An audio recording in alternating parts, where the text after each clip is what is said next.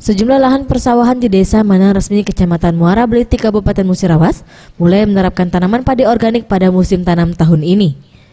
Penggunaan tanaman padi organik ini dilakukan para petani karena pada musim tanam tahun lalu, petani yang menggunakan padi pupuk pabrikan hasil yang didapat terbilang kurang maksimal serta rentan akan serangan hama werang dan hama tikus. Salah satu petani yang menggunakan padi organik, Wahyudi, mengaku sejak menggunakan pupuk organik tanaman padi miliknya seluas 1,5 hektar.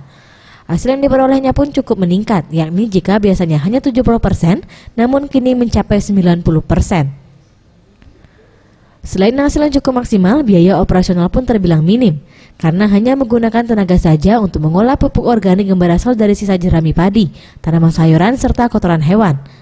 Namun jika tanpa tanaman organik, ia harus mengeluarkan biaya hingga jutaan rupiah. Kalau yang padi biasa itu suburnya nggak lama.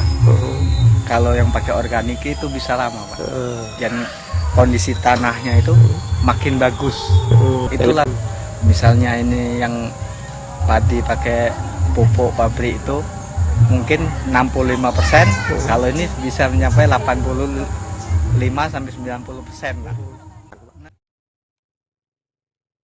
Prasetyawan, Sriwijaya TV.